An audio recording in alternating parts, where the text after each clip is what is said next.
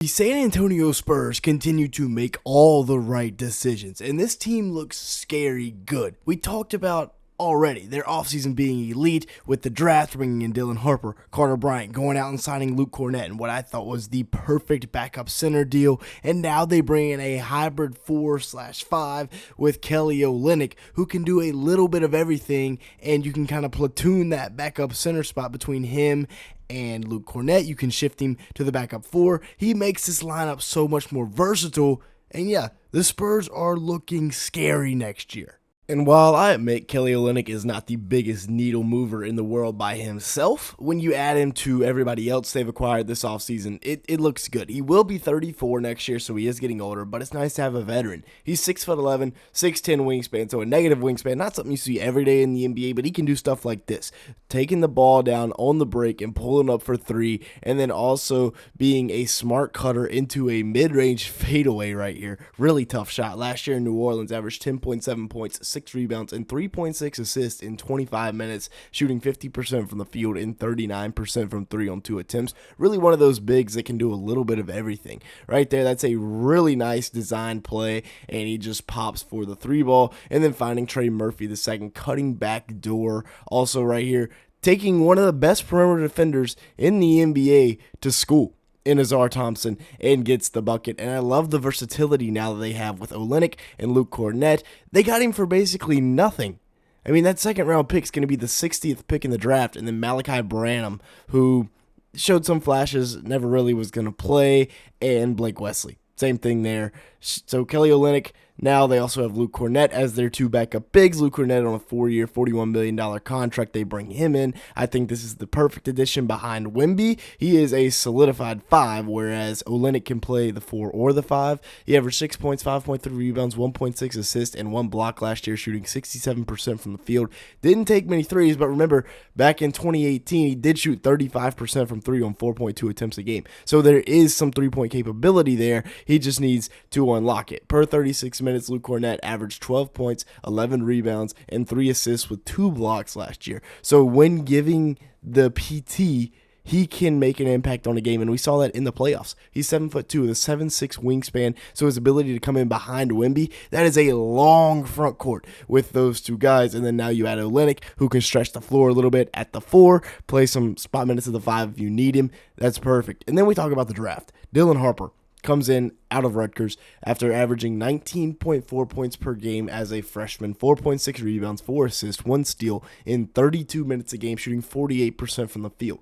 That is outstanding. Now, he did only shoot 33% from 3, so that is a little bit of a question mark, but this is a can't-miss player, and I'm really glad the Spurs didn't overthink this second pick in the draft. He's 6'6", 215 pounds, and that frame really gives you flashbacks to a Cade Cunningham when he was coming out of Oklahoma State. Now, Harper is not quite as polished from beyond the arc as Cade Cunningham, but I think he's an even better slasher and maybe better out of the pick and roll, although Cade was really good out of the pick and roll. These 3 are going to form a dynamic 3-headed guard monster that's going to be really tough to stop. The only thing that can stop them is potentially the 3-point line. But Harper wasn't even my favorite draft pick of the Spurs this year. That title belongs to Carter Bryant, who is going to be an absolute stud in San Antonio. He gets to sit back and develop in one of the best organizations in the NBA. He's 6'8" with a 7-foot wingspan, and yes, he is very raw. Last year at Arizona, as a freshman, he only averaged 6.5 points,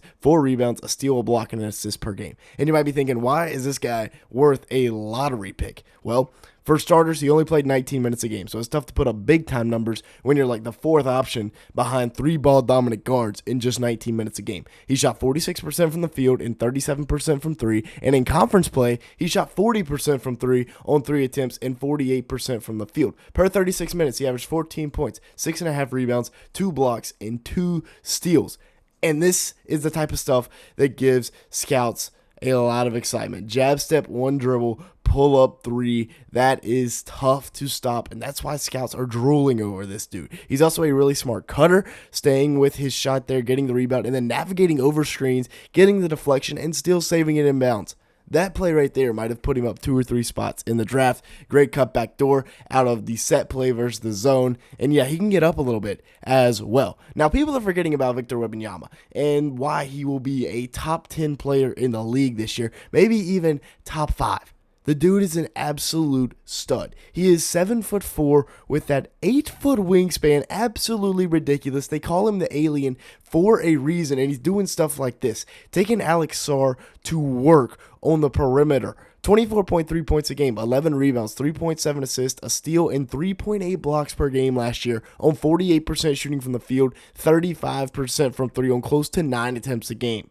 Wilt Chamberlain and Bill Russell are rolling over in their grave right now, seeing that a guy is 7'4", taking 9 attempts per game from 3. But remember, he can do stuff with this. Versus Washington, he dropped 50 with 6 rebounds, 3 assists, and 2 blocks like this game I'm showing you right here, knocking it down over Valanciunas. And then right here, out of a little Spanish pick-and-roll ghost action, just knocks down the 3 ball. And then who can forget when he went into the Garden in his first Christmas Day game and absolutely dominated. I'm talking about he put on a clinic, dropping 42 points, 18 rebounds, 4 assists, and 4 blocks on Christmas Day on basketball's biggest stage, the biggest stage you can get to in the NBA, and that was Madison Square Garden, knocking it down from beyond the arc. I mean, that's a tough shot. Sprinting to the corner, falling away for a 7-footer, ridiculous. And then finding Jeremy Sohan right here.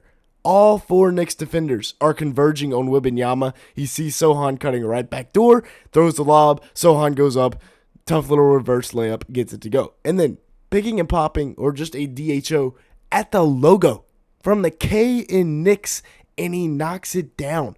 Ridiculous shot making for a 7'4" alien. Pick and pop from the Madison Square Garden logo. And then just stuff like this. It's just not human. He's going to be a top 5 player on both ends of the ball this season, and I don't see any reason why he can't develop into maybe a top 5 player in the league this year. The Wemby leap season has arrived. He is going to be a stud with all these fantastic pieces around him. It's going to be scary to watch. And then a lot of people are forgetting about this man right here, and that's DeAaron Fox. And if you let DeAaron Fox get underrated, you're not in a good spot, because this man can absolutely fill it up. He was hurt last year, so remember back to 2023-24, where he averaged 26.5 points a game, 5.5 assists, 4.5 rebounds, shot 47% from the field, 37% from 3 on 8 attempts, and he can absolutely go. He would be just 28 years old next year, right in the middle of his prime. And he and Wemby teamed up together is going to be a scary sight for the league to see, especially with Fox in his prime and Wemby in his first prime.